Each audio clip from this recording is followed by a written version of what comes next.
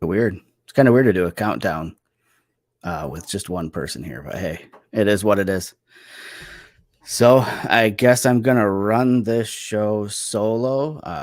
Jerry might drop in at some point in time during the show. I know he's at the gym, or he was at the gym, so we'll see. It's been a while since we've done an episode. It's been quite a while, actually. So, what's this one going to be about?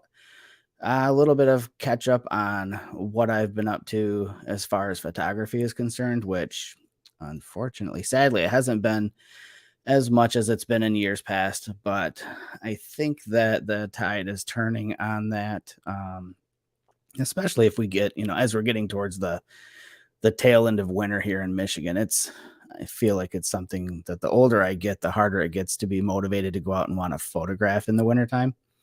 It's just not as fun as it used to be to get out there and shoot, especially locally.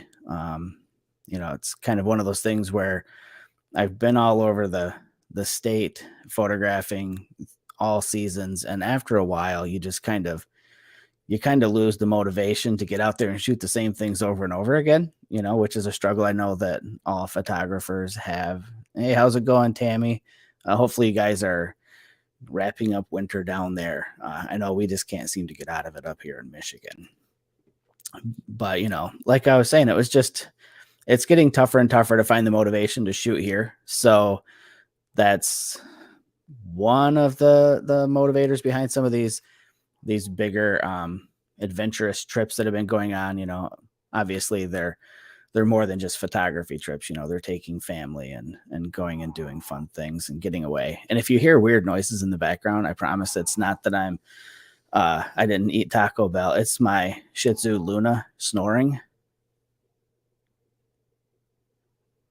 Okay, so now she's not going to snore. She heard me say her name probably, so she snores loud. She snores louder than human beings do. It's insane. So, so anyways, yeah, I am legit going to blame the dog. I'm sure. I think I may have put a video on TikTok or something like that of her snoring at one time. So I've got proof. Proof is out there. It exists, folks. I like that, Adam. You're right. I'm in a different place in my life. And it's so you say you haven't been out as much or to as many places. You tire of the editing. I like editing, so I guess I'm lucky in that regard. But yeah, like as life changes, some of your priorities change, some of your obligations change, things like that. And then when you do have the free time, if you're trapped in the same surroundings you're always in, it's hard to find motivation, and maybe that's a curse or a downside of being a photographer who shoots everything. I mean, granted, I don't shoot a ton of people, but I have, I've done events and I've done portraits and things like that, in addition to landscapes and wildlife and macro and weather and sports, and it's funny because I for years preached that there's no reason you shouldn't shoot everything. If you're having fun doing it, shoot it. I'm starting to wonder now if by having that mentality of shooting everything all the time, now I'm kind of out of things to do, a little bit. It's a little bit tougher to find things to do. Whereas if you were somebody who just shot portraits like forever, that's all you did. You just shot people. And then you kind of got into a rut. You could go out and kind of delve more into macro or landscapes or wildlife or whatever, you'd have that. But if you're somebody who's spent your entire photographic journey shooting everything, where do I go next? So I think that's part of why travel has become such a big thing to me. I've done, excuse me, a couple of fun road trips over the last few years, that were as much about the experience of travel, and traveling with the people I was traveling with, whether it was my sons traveling, 10 days out west, or whether it was Shelly and I spending, over a week, again, traveling back out west, but hitting new places I had never seen. It was as much about those experiences, of course, as it was photography, especially with Shelly, being that she's a photographer too. So made it easier to have that excuse to go shoot. But I kind of feel like I'm using travel as a reason to shoot more.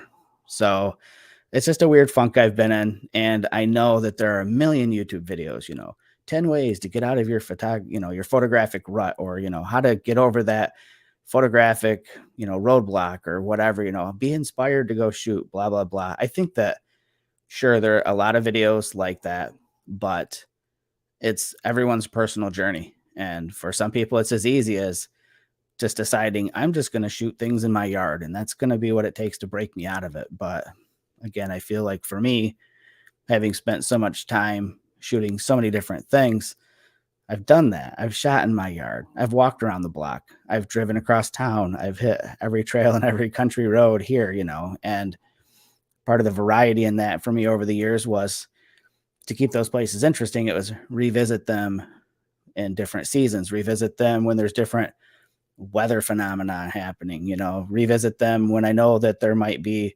an animal migration happening. Sounds like Africa, but it's not, I just mean like bird migrations and things like that. But, take your easy to reach places and mix them up over time is what I did. And now I've gotten to a point where I did that for years. So now I'm kind of out of that. So here I am, having recently spent a week in Hawaii on the island of Maui.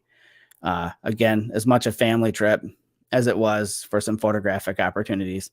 And I'll share some photos with that. I'll share some takeaways from that. That's kind of what I wanted to do on this show is from a photographer's perspective, some of the takeaways I have from not just that island itself, which I'll have some thoughts on that for those who may be considering a visit to that specific island in the Hawaiian Islands, but also just some of my takeaways on the experience of being somewhere like that and the planning and logistics to make photos there, especially to make photos there when photography isn't the primary reason you're there. So a lot of people travel with family or and friends or to go to events or things like that. And, we try to work in photography in between those moments. And I'll provide my takeaways on that here in a second. And I'll talk about how those takeaways are shaping my next adventure that's coming up soon. So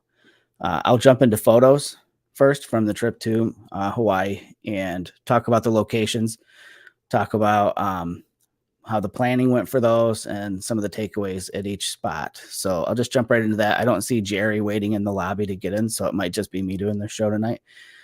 So let me do this. Oh boy, it's gonna want me to open. It's another thing I could talk about, I guess. I got a new Mac, so I'll talk about that too. But this is the first show since I've gotten my new Mac, so now I have to grant all these permissions and like for screen sharing. Let me see if it's gonna let me present. Let's see. I want the entire screen from screen 2. Oh, there's Jerry. It's not going to let me do it. So, oh my gosh. This is what I'm going to have to do, folks. I'm going to let Jerry into the stream, and then I have to leave. I have to restart Chrome. Isn't that a pain in the ass? Because I had to grant permissions. Now it wants me to restart Chrome. What a pain. So here, let me let Jerry in, and he's going to take over. And hopefully when I leave the stream, it's not a problem. We'll find out. Hold on. So there's Jerry. And I am backing out. I need to restart. Sorry, I'm late, browser. No, that's all right. I got to restart my browser, and I will be right back. So hold on. All right, who's in here? I can't see who's in here. All right, there we go. All right. Oh my God, this is probably going to. Jamie, how you doing? Adam. Haven't seen you in a while. How you been, man? So I don't know what he was talking about. I don't even know what the show's about today. I think maybe about his trip to Iceland. I think he wanted to talk about planning that. Good to hear. Good to hear. So have you guys, Tammy, do you shoot? Adam, you been shooting? I really do need to hook my other camera up. Jay.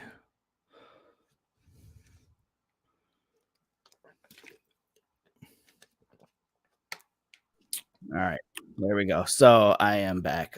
Yeah, I feel that. It's kind of crappy out. You're back? All Yep, right. I'm back. All right, so I'm gonna jump in. I was telling everybody I'm just gonna kind of rehash the trip to Hawaii. Talk about, well, you can watch it in the reruns. Why does it look like the sun's behind me? It's bright. All right, so here we go, folks. There we are. All right, so this was really kind of like day one there. So if you're not familiar with the Hawaiian Islands, Maui is one of those islands. Something that I learned when we were there, what was kind of interesting, is that each island is a county. So we were we were on the island of Maui, Maui County, which is so weird to me that an island is a county. But anyways, this was pretty much day one. We were driving. We were staying on the west side of the island near Kanapali, and we were driving over towards towards Kihei, which is on the south part of the island. And we just we saw these valleys constantly on our drives and decided to just randomly pull over. And this was just a side road. It just had a great view. There's a lot of kind of open space. You know, everything's of course crowded around the beaches, and then once you get back away from the beach, there's actually a decent amount of open spaces there on the island. So I kind of hung out back by the car, and I let Shelly and my son Mason, they kind of wandered up on this footpath that goes from left to right in the scene. And you can see Shelly down there in the lower left corner taking shots of the valley. This was shot with my Fuji X100F. I didn't feel like pulling all the other gear out of the bag. So it was just a quick, convenient way to shoot with that Fuji. So again, kind of That's what it's for. got a photo of her. Yep, exactly. It's like the fancier version, I guess, of having your phone as your camera with you always. Right. And this is one of my custom simulations that's in there. I honestly don't remember what all the settings are on that one, but I wanted something that honestly, so the greens are desaturated in this. It's normally a lot greener looking than that when you're there. So it's kind of a faded out classic kind of look to the image. So again, that's just a random pullover in between the west side of the island and the south side of the island. Another view on that, just landscape orientation, obviously panned up quite a bit more so that I could just have as little foreground, and just I wanted to kind of emphasize how blue the skies are there. It's funny as well. I know that Jerry and a few other people had mentioned to me, man, it looks like it's cloudy there. It's always cloudy there. It's usually cloudy up in the mountains and in the valleys, and lots of times offshore you'll see clouds, but not very often was it down when you get towards the beach areas cloudy at all. So again, just this is a touristy kind of snapshot, just emphasizing that big chasm valley there that we'd seen it again, driving once before, and then we decided to stop this time, dead center on that valley and see if we could find a spot to shoot. And it was really cool. This is, again, I was mentioning earlier, I kind of wanted to talk about working in photography when photography isn't the whole point of the trip.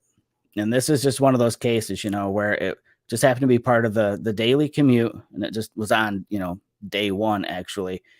And we just decided, we're going to pull over en route to where we were going and just take a minute to just jump out and grab a couple of quick photos. And it was cool. I mean, I knew it was a good spot to shoot for me, but it was exciting to see. And I knew Shelly would like it, but it was fun to see both of my kids get out, walk down the footpath with their phones out, taking photos as well.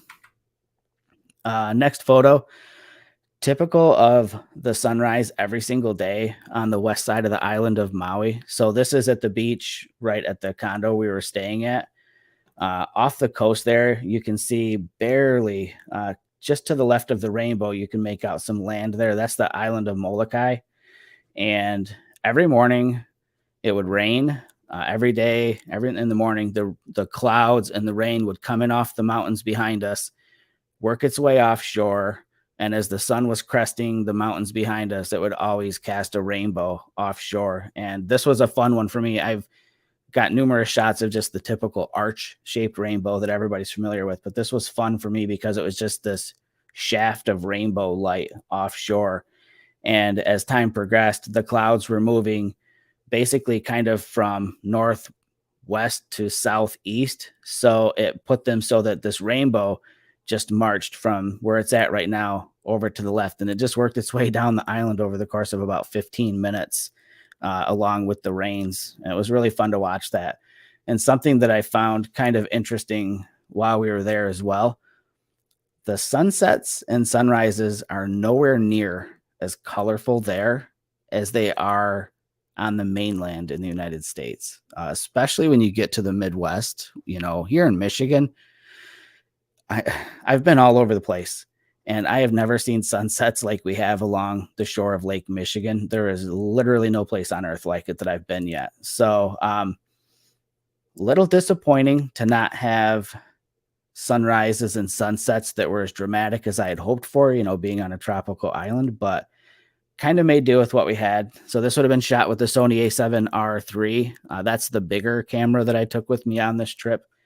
And this is with the Tamron 70 to 180. And that's cranked out there a little ways. So I'm probably between 150 and 180 millimeters on this.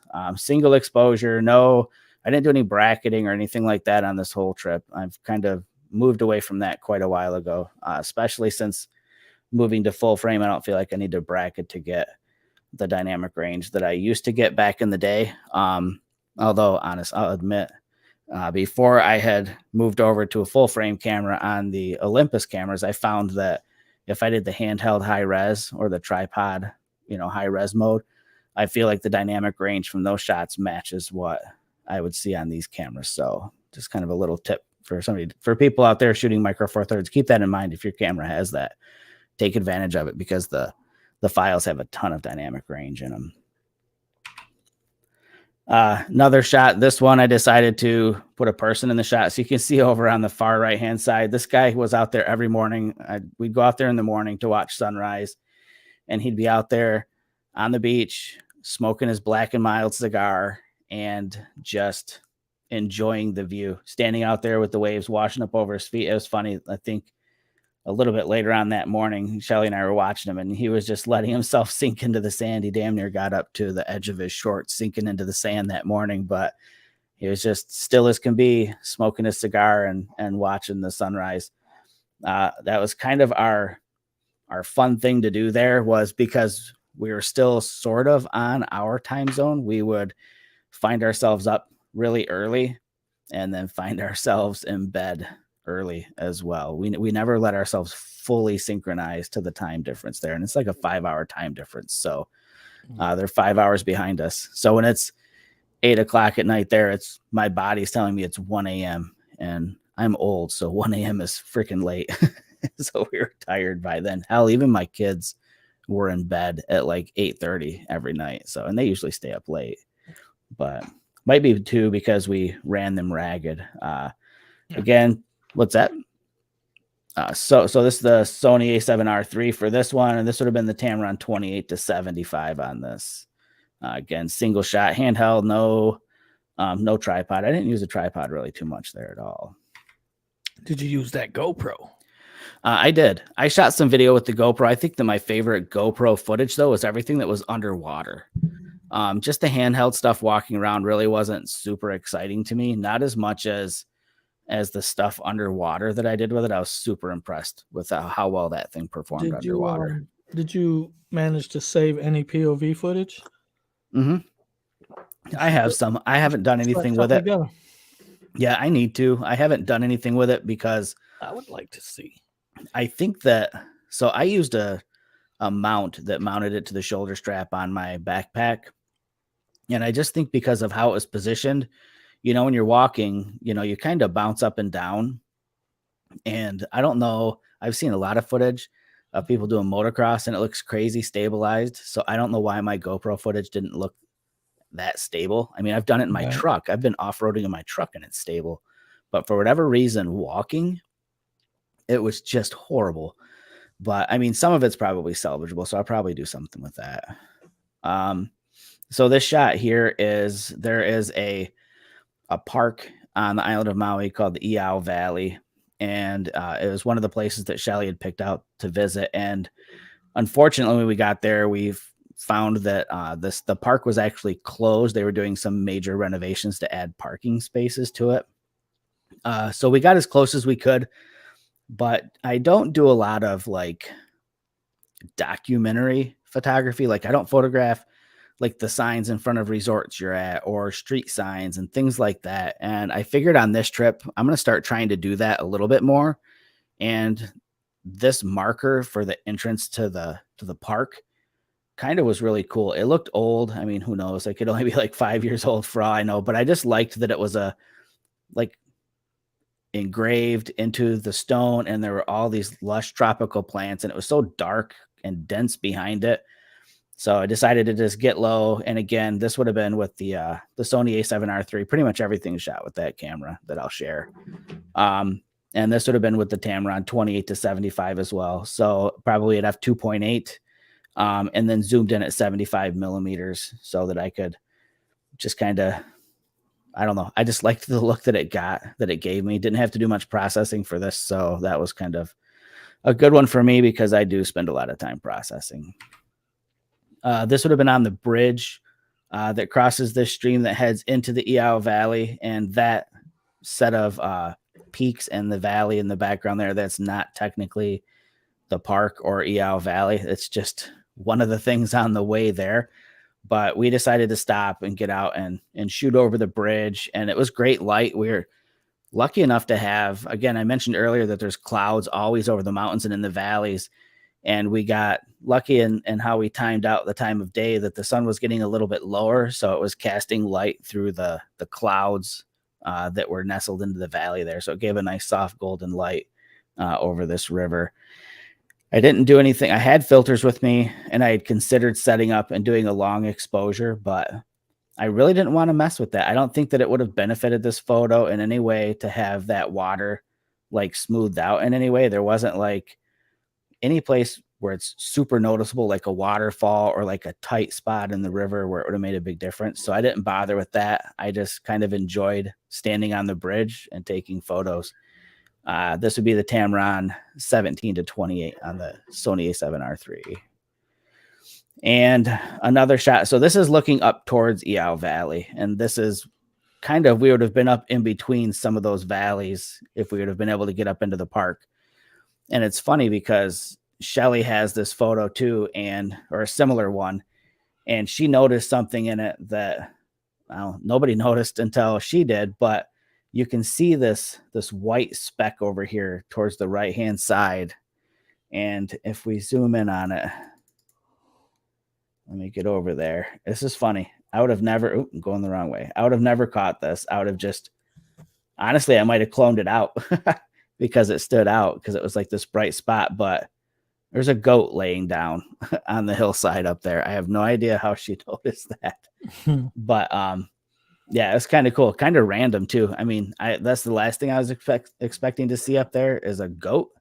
We saw a lot of chickens though, a ton of chickens in Hawaii. That was very unexpected for sure. And so again, this is, I mentioned, trying to adapt on the fly. So we could have just, when we got up to the road, we could have just said, damn, it's closed, and just turned around and left.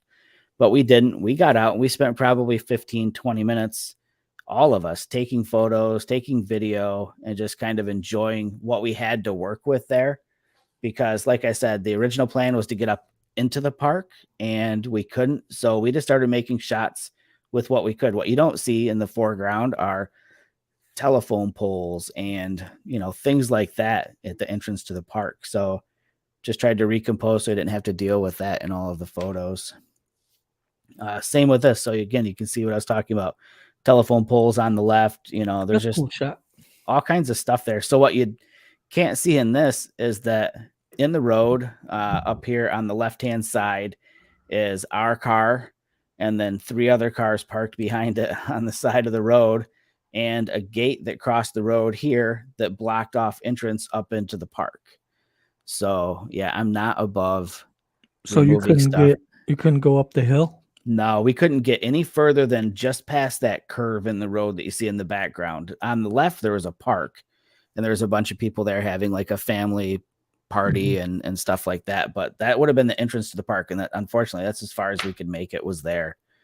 So I just, cliche or not, I don't care. I got low, I got wide and shot. And then when I got back home, I said, all right, all the cars and traffic and stuff like that and the gate, they all have to go. So I cloned those bad boys out. And the next shot is the other spot that Shelly found. That's cool. And this is important, like, for what I'm going to talk about in the next segment. Is so this is a spot that Shelly found. I've led a lot of workshops and done a lot of traveling, and I've always been the one to like plan. And on this one, I knew this wasn't my first time there. It's my first time to this location in this photo, but not my first time to the island. So I knew places to go, but I wanted everybody else on the trip, being Shelly and Mason and Carter, to do some research and find some things that they wanted to see. So Shelly, she did the homework and she found a couple of spots. She found Iao Valley that unfortunately was closed, but then she found this spot, which is literally, if you Google it, it's the enchanted magical forest. That's what you search for on the internet, and that's what this is. It is amazing. These trees, I cannot even tell you how long those branches are. The tree in the center, you can see there's a branch that comes up. It comes right to the top of the frame towards me when I'm photographing this. That branch is over 100 feet long. It is massive. The scale of it doesn't even make sense. I'm shooting with the Rokinon 14. The 14 mil 2.8. And so 14 mil on full frame is really damn wide. And then in portrait orientation, it gives you an idea of just how big this is. So imagine on Olympus shooting 7-14 at 7 millimeter. And I'm back from that tree, probably a good 50 or 60 feet. And I can't even get in the last quarter of that branch over the top of my head in this shot. It was just massive. So this whole forest, again, was something that Shelly had found, that we wanted something that looked tropical, because sure, palm trees are tropical, but like, we wanted to see big banyan trees and, trees with other trees growing out of them and the moss and all that stuff. This spot turned out to be a gold mine for that stuff. All the foliage on the left and right of this path, that's all like knee high, really dense and lush. So this was literally like a magical enchanted forest. I'm glad that she had found these spots, because my boys, they were just along for the ride. Like, they had no interest in trying to do the research to find places. My oldest son, Mason, he did find the best sushi place on the planet. But aside from that, they really didn't do a ton of research. So it kind of left it up to me and, the spots that Shelly had picked out. And it's, as a photographer, it gets a little stressful, because I only have a mind most of the time for something that's going to make a photo, not necessarily something that's going to make fun. But again, that's going to be, I'll talk about that a little bit more coming up here, of why that was so important. Then these next series of shots, I wanted to take a group of shots and process them with a specific feel, something that just kind of set the tone and the mood. So this is over on it's the south side of the island again. This is McKenna State Park. Another name for the beach is Big Beach. It's a big beach. It's a very long beach. And so we went there for sunset. Shelly, Carter, and I did. Mason hung back at the condo and probably recovered from all the running around that we had done. But we went there for sunset. It was funny. We went back to this one spot that'll be in the next couple of photos, and there was a photo shoot going on back there. And as we walked up, Shelly said that it looked like the girl was about ready to take her clothes off. And after we left, I guess that's what happened, because Carter had heard some other people sitting on the beach saying, I can't believe they're over there taking their clothes off to take her photo, or something like that. So interesting place. The other end of the beach, not where the nakedness was happening, is actually a nude portion of the beach. So they didn't choose to go to the nude portion of the beach. They chose to go to the regular side of the beach, and dip behind some rocks. But I get it because it was a beautiful location to shoot. So this is my son sporting his new Converse that he picked up at the mall there on the island like the day before, just watching the sun as it goes down. This was probably the best sunset we had of the entire trip, honestly. Everything else was pretty boring, very yellow, not too many other colors in the sunsets there. Next shot. So again, this is around this rocky point, kind of where the photo shoot was going down. And it was fun to just get back somewhere that had rock and like the black lava rock, because that's kind of what you think of when you think of Hawaii is black lava rock and all these little tide pools and stuff. So it was fun to just get down there, get a little low for the shot, no long exposures here. Just freezing the action of the waves crashing on the black lava rock. And again, trying to fit that same aesthetic as the photo of Carter at sunset as well. Just like this last shot. We're sitting there taking photos, and right behind Shelly, this palm frond fell. And this is long. This is like a 6-foot long palm frond that probably weighs like 15 pounds.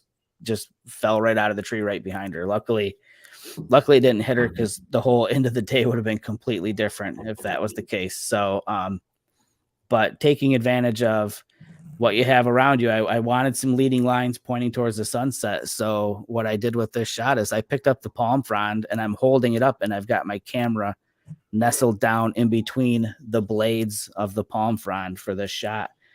And to do it, again, I put on the Samyang 14 millimeter f2.8 for this shot, so I could have it really wide so that the palm fronds kind of wrap around the frame. I took this this was like my Jordy Koalitic minute. I don't know if you don't know who he is, follow him on Instagram, Jordy Koalitic, and he does cool shit like this. He'll just find some things laying around and work it into a shot to kind of give a cool perspective. So that's what I did. Just handheld, really quick shot. Honestly, very little effort in this, but just the same processing, again, to keep that same aesthetic. The next one, I was digging the aesthetic of the previous ones, but this scene didn't quite fit the vibe. Everything would have been way too dark on it, but I still wanted to get that warm feeling. This is at a different beach. This is over on the west side of the island. This would be just north of Kaanapali. It's DT Fleming Park. And Shelly and I went there a couple of different times. We went there once just ourselves, and then we went back again with Carter as well. It was just this guy jogging down the beach. It was a fun spot. I've got a couple of different shots from earlier in the day. This is getting close to sunset. You can see the sun through the trees there. So I think we've got probably about 45 minutes before the sun is completely set in this shot. This would have been shot with the Sony and the Tamron 17-28 on this one. Next shot, same place. There was a family of people surfing there, so we spent a little time photographing the surfers. This guy, not the greatest. This was the only time I seen him get up on the board, and he pretty much immediately fell down. But this next kid, probably their son, I'm guessing, maybe 12 years old, 13 years old, was shredding out there like the entire time. Like he didn't miss a wave and just killed it out there. This is the Tamron 70-180. I kind of wish I had the big 200-600 when I was there, but the 70-180 did pretty good. And this is a crop as well. He was out there a ways. So I don't know what percentage of the image is cropped for this, but it's a decent chunk. I probably took out 30% of the image to get this crop of this kid riding. I also wanted to showcase just how blue the water is there. You'd go from one spot and it would be the darkest, deepest blue, and then you get to other spots and it was very reminiscent of what we'd have here in Michigan, on Lake Michigan up near Point Betsy. Just this gorgeous like aquamarine blue. That's a cool picture. And then the next one, again, same location. It's at that same park, just over to the other side. There was a spot where you could kind of climb around through all the lava rocks. And I just wanted to, again, capture that blue that was in the water. And I think that having the dark lava rocks in the foreground really helped it. And I took filters. I have 2 long exposure photos, really is about it. Everything else it was more important to me to capture and freeze the motion rather than extend it, because the waves were so big and there's no sense of scale in this. So this wave's probably 6 or 7 foot tall. but you'd never know. It looks like it could be a foot tall. But I sat back from the rocks a ways, and this is, the 70 to 180 again, zoomed all the way in at 180 millimeters. So a little bit of a longer shot, but I wanted to do that to kind of compress the rocks in the foreground. And I think that's it. I guess it must be it. Yeah. Cool. Let me get out of here. Stop sharing. There we go. Yeah, it was like I said, it was kind of cool. Definitely I learned some things on this trip. And I think that the big one was that I think the biggest thing was just knowing that go into a situation like that being not just flexible, but I'm trying to find a way to put this into words. And I had it all in my head too before we started the show. I guess my biggest takeaway from it was you either take 100% charge and command of what your itinerary is going to be, or you just wing it, well, no, I mean, because you'll get to a point where in some places, maybe not everywhere, but winging it doesn't always work. You know what I mean? Like if you don't know what the potential is, just winging it, you're probably going to miss out. Like the worst thing would be for me is to wing it and then get back home and then see photos from like 2 minutes away from where I was and realize I could have been doing so much more. If you're there for photos, yeah. Yeah, exactly. And honestly, even not just for that, like, just to visit things, it's not like we go someplace like this often, Right. So putting the legwork in up front. Oh, so. Hell no. No, definitely not. That's why this doesn't happen often. So having put in, I put a little too much faith, I think, into my kids to do the research. And I think that they're young and they know I'd been before. So I think that they had just put all their faith in me to just figure that if they didn't do it, that I would just do it for them. And I kind of didn't. So we spent a couple of days where there was some time where I was stressed out because I'm like, what do you guys want to see? What do you want? What kind of things do you want to see? And I think they just wanted me to do it. They just wanted me to run the show for them. So those were some stressful days for me. And that led me to where I'm at now with this trip to Iceland. I've spent years researching it, and it's one thing to research it and know all these places and know where they're at, but then it's a whole nother thing to know where they're at and then spend the time to say, okay, we're going to need X amount of time to get from point A to point B. We're going to want to spend X amount of time at this spot before we head to the next one in order to be able to make it to the next one, etc. It's just the logistics behind it can get overwhelming. And especially someplace like Iceland, where repeatedly I hear from people that it's hard to get from point A to point B because between point A and point B, like every 2 minutes, you're like, oh my God, I got to shoot this. Oh my God, I got to stop. Oh my God, you won't believe this. Like something that would take like an hour drive takes people 3 hours because they can't stop stopping along the way. So I decided to take that off my plate. So I hired this company. It cost $200, and I figure it's going to be worth 10 times that to me by not having to worry about it. So the name of the website is Iceland Travel Guide, and their website is icelandtravelguide.is, and .is is the Iceland domain name, or the Iceland domain. And what they do is they send you a list of questions. There's like 10 or 12 questions on it, and you just answer those questions as detailed as you want. And if you don't answer them super detailed, they will kind of fill in the blanks for you. But they ask you things like, what day do you arrive? Do you have lodging? If so, where? If not, do you want us to help you find lodging? Their whole goal is to take as much of the burden off of you as possible and give you an itinerary. Yeah, you're paying them, yeah, for sure. And I think what really drew me to them is they express that not only will they build you an itinerary, but they're going to put in things that aren't like on the beaten path. Like they're going to send you to things that are more local things. that maybe not, because everybody knows about the big things in Iceland, like Skogafoss Right. And and the Diamond airplane. Beach and and Right. the airplane. But there are literally more waterfalls on that freaking island than like anywhere else in the world. And some of them are massive and you can walk behind them and up to them, and they're in beautiful gorges, and nobody goes to them because you can't see it from the road. Like you might have to walk for 20 minutes or 30 minutes up this trail behind this hill, and then behind that hill there's a bigger hill with this giant waterfall and nobody's there.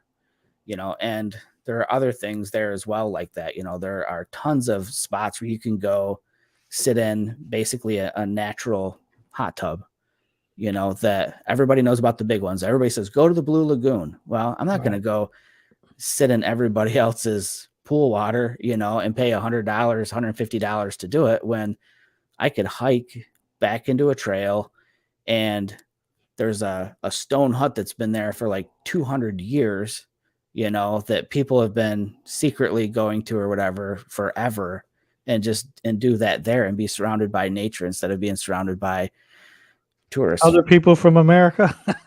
Well, hell, other people from everywhere around the world. I mean, it's Right. like the thing to do when you're in Iceland. And I want this to be a unique experience. So like I said, I hired them and I told them, this is where we're staying. This is what day we get in. And one of their questions is, what day do you leave and when do you want your road trip to stop?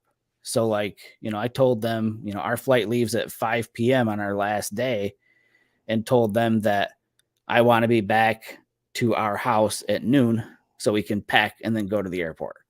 So they'll build an itinerary that'll keep us busy, and we'll get the most out of it, And then I put in the highlights that I want to see. And Carter's done some research on this one. He knows there's some places he wants to see. So I've put those in as well. But I did realize partway through this, I had rented us an Airbnb in Reykjavik, and there's a couple of things that I really have to see that are on the south part of the island.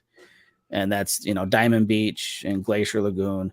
Right. But then kind of further up towards the east is Vestrahorn is a big mountain that I want to see, and realized that that's a 4.5 hour drive from our place just to get to the lagoon. And then it's another hour from there to get to Vestrahorn or whatever. And decided in the middle of it to just book one night at a place kind of like right there. So, but I worked that into my questionnaire with them. I told them I'm here. I have a place for the entire stay here in Reykjavik, but I did also book a night down here near Vik, and we'll see what they come back with. I filled it out today, so I'm really interested to see. I'm sure it'll be good. What they come back with. And then one of the perks of that too is they're going to send me a map, and then they also have an app, and it'll have my itinerary on the app, so I can use their app as my GPS. You should have told them you need to take beer stops along the way so you can try different beers. I'm not a beer guy, but I think I will hit the duty free on the way back, and pick up some Icelandic vodka and some other things. So, but as far as like packing for this, everybody knows how I pack. I like to pack everything. But I think I'm going to simplify. I'm going to do what I did in Hawaii. So for the trip to Hawaii, I took more for that than I will for Iceland. But for Hawaii, I took the A7R3, I took the Fuji X100F, I took a GoPro, and I took my drone. And then I also took 2 tough cameras, one, for the boys. And then they used them when they were snorkeling. That's about it. But I think for Iceland, I'm going to pack the Sony A7R3 because I want the resolution. I want the detail. Yep. And I think I'm just going to pack 3 lenses. I think I'm going to pack the 14 mil. I think I'm going to pack the 17 to 28, which I know people are going to be like, why 14 and then the 17 to 28? Leave the 14, take the 17 to 28. But the difference in perspective from the 14 millimeter is massive without having to do panoramas. You know what I mean? I don't know 3 millimeters, that big of a difference? Massive. Oh, hell yes. Huge. Yep. Yeah. 3 millimeters is big on the wide end. On the telephoto end, it's barely noticeable, but on the wide end, it's a lot. Um, I should pull up a chart and read it because it's shocking how big the difference is on the wide end. But um, if I don't take the 14 millimeter, it would for sure be the 17 to 28, 20 to 75, and 75 to 180, or 70 to 180, and call it a day. You don't want to take But the big one? Take the big boy? no, there's no way on Big? earth. Yep, way too big. I'm not going to want to carry that because I plan on doing more hiking on this trip than I've done on trips in quite a while. I think I don't have a choice. Also, some of the stuff that we're going to want to see are going to involve hikes. And the other thing I'm learning really quickly, even after 3 years of reading, I spent so many years researching where, and not enough time researching like what I need. I know where I want to go, but I'm quickly finding out that gear wise for clothing, I knew it could be windy there. I knew it could be rainy there, but we're going we're going in the middle of May.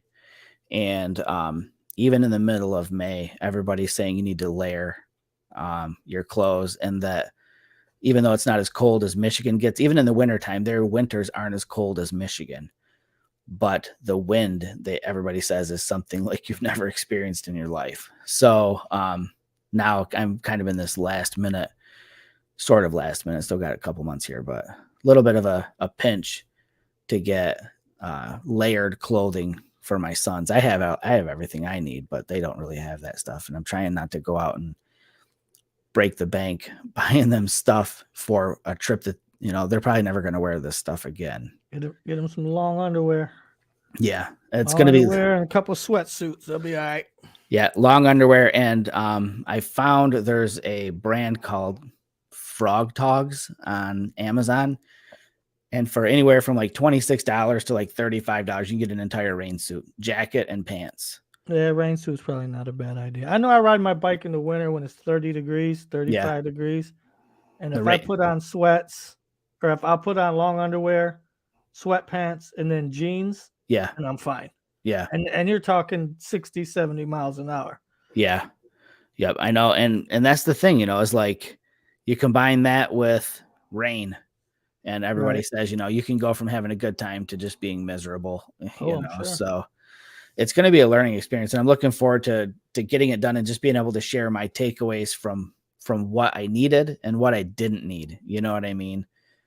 Because packing for a trip to Hawaii, that's pretty easy. You take shorts, you take flip flops, and you take whatever camera gear you feel like carrying, but someplace like Iceland, it's just way too crazy of an environment weather-wise. I was reading, somebody said that that when they went in May, they like one day they were wearing shorts and a long sleeve t-shirt, and then the next day they had on 3 layers of clothes and winter coat. So it's kind of becoming a challenge to pack for that. But again, that's one of those things also that this guide company does, is they tell you, this is what we're going to suggest you bring for clothing. And we're using them also to find places to eat and things to see locally, because I'm not going to spend the entire time there just photographing waterfalls and landscapes. I want to explore the towns. There's some small fishing villages that's on my list. There's some cool churches there that I want to photograph as well. So it won't necessarily be all about waterfalls and lava rocks. We want to see as much as we can. So, but my big takeaway from Hawaii was, if you can do it, let somebody else plan it for you and just try to enjoy the whole experience more. I mean, it's not like a workshop. I'm not getting paid to go to these places. So if I don't have to be responsible for the planning, then screw it. I'm not gonna. And you might see some stuff you wouldn't have. That's my hope. If you did it on your own. Yeah. And I think that there will definitely be that. Now, I think that the big struggle for me is going to be resisting the urge of getting from point A to point B like they have scheduled out, and then seeing something and not stopping. I'm going to have to. Yeah, for sure. I mean, you'll be able to pick or choose what you want to not go see. You know what I mean? Yeah. Yeah. I think that's for that time. Yeah. That's where it's going to be interesting and tricky, is just managing the time. And Hey, thank you, Jeffrey. I'm hoping it all goes smooth for sure. Didn't see you jump in here. Unfortunately, I apologize, everybody. I haven't been looking at the chat. I've been running my mouth like I usually do on these shows, but so I've done enough talking, Jerry. Talk about what's new with you. What are you doing? There's nothing new with me, so you might as well keep talking. Same old. I haven't done any shooting. No, I know. I get it. It's hard, man. It's just work. Sucks, man. I'm in depression right now, I think. That's so. I am. I'm always at the bar drinking beer. We had daylight saving time, so it's lighter longer. We just need to get past the cloudy weather, and I think we'll be good. Yeah, them couple of days the sun was out, I went for walks. I was like, yeah, nice. Yeah, it's funny. We had that snow the other day. It was fun to get out and take a few pictures of that. I took Shelly to work because the roads were less than fun. So on the way back, I stopped and snapped a photo. I was talking to you. I told you to hold on a second while I jump out of the car. I stopped and got one, yeah. And then it all started to melt, and now it's snowing here again, and they're calling for another 2 to 4 inches. I'm like, what is going on? Like, yeah, it melted, and I woke up and it snowed again, and now it's gone again already. But yeah, so I mean, sorry folks for the few and far between shows, but I'm sure a lot of you will understand. I haven't been out, and Jerry hasn't been out shooting like we do in the summer months. So, well, here's the thing too. It's freezing. There's no snow. Yeah. Everything's brown. You know what I mean? Like, it's depressing, man. Nobody wants to see that or it is, right? It's horrible. Michigan is not a pretty place in the winter at all. When it's covered in snow, it is. Sure. And we just don't get that. We haven't had, we had maybe a total of, what would you say, less than 2 weeks of snow all winter? Yeah. You've had more than us. You guys always have way more than us. And if you've only had that, we've had less. We got bombed the week of Christmas for like 4 or 5 days. Yeah. And then beyond that, I mean, maybe another week and that's it. Yeah. It's rough. It really is. It's hard to stay motivated. I don't know how I did it years ago. I think it was because photography was so new to me, maybe, that I was just inspired by everything. And then I think the longer I've been shooting, it takes more things to. Well, you were having fun coming over here shooting the lighthouses. Yeah. But I've done enough risk in my life going out on those freaking things in the winter. Yeah, I haven't been out there in a couple of years, really. Yeah. Last few, I mean, these summers either. I don't go down to the lake much. Well, I guess I did go up there a couple weeks ago and photographed. Photographed that the Harrier. It was actually a Harrier. I don't know why I was thinking it was an eagle. It was so big from far away. It looked big from far away, but yeah. And that's about it, man. I haven't done much. I did a lot of shooting in Hawaii, or a fair amount. And I actually gave myself time to rest on a vacation too, which was weird. I mean, spent time, laying down by the pool and laying on the beach. What you got to do, man? Yeah, it was needed. So I got another trip coming up soon to Florida, and Shelly and I are going to go down. I've got work to do down there for a couple of days, and then we're going to spend a couple of days visiting my mom. Nice. And Shelly's picked out some cool spots. She's doing that thing. She's doing that research thing that I appreciate. It takes the load off of my mind. She's found some cool spots. Oh, when you guys go to Florida? Yeah.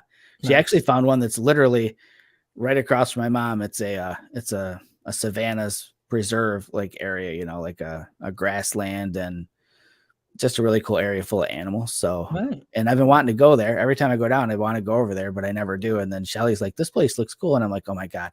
I said, look up where my mom's place is on Google Maps. And then I showed her, it's like, boom, it's literally like in her backyard. So that'll be fun to do that. And then there's also a SpaceX launch that hopefully doesn't get scrubbed, because I'm taking my long, the 200 to 600 down there. So nice. I'm hoping to get a shot of that. Would be kind of cool, but that's about it. That's about all I got coming up. I got that and then Iceland in May, and then hopefully a fun summer. I'd like to get out and storm chase in the Plain States again. Like to get out. Yeah, let me know. I'm ready for that. Like to get out Jeffrey's way again. Those guys know how to do storms, man. We don't know how to do them here in the Midwest. Yeah. But you get out there in Kansas and Nebraska and the eastern half of Colorado. Well, hell, anything east of the Rockies in Colorado. They really know how to do the storms. So I'm looking forward to that. But yeah, that's about all I got, man. I think I'm about ready to probably call it a night. I apologize to everybody that I talked the entire time, but just had those things to talk about, I guess. You've been a busy man. Busy with work. Work's keeping me really busy right now, which is good. And it pays the bills, puts food on the table, for sure. Makes vacations possible. That's right. I got a few work trips coming up, so I know you got a fun one on the East Coast. That's like a week-long trip. I think it's about an hour and a half south of Boston. Nice. Fall River, Massachusetts. And of course my quarterly Alabama visit. Yep. Yeah, I'll probably stop back in Nashville again on my way back. I'm looking forward to your East Coast trip to see what you find out there. That's a cool area. Yeah, I'm gonna do a little research before I go. I got a couple months before I go, so yeah, no, that'll be sweet.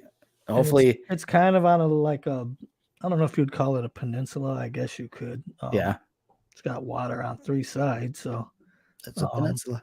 Yeah, so I should be able to get close to some water. So yeah, well, find a lighthouse, man. I'm gonna go to freaking where they did the Salem witch trials. That'd be cool. Like I said, I'm looking forward to whatever you shoot there. So that'll be fun.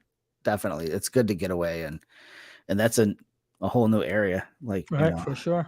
So that'll be fun. But all right, man, I'm gonna roll. I'm gonna get back and do a little bit of relaxing. Got a long couple of days. Dwayne never showed up, didn't he? No. And this was Dwayne's doing. That's okay. He can watch the replay. Go spam his Facebook Messenger. There you go. So I would say, hey, tune in 2 weeks for the next show, but man, I can't make any guarantees. We were good back when the sun's out. We were good every 2 weeks for years, and then it just got to be a lot.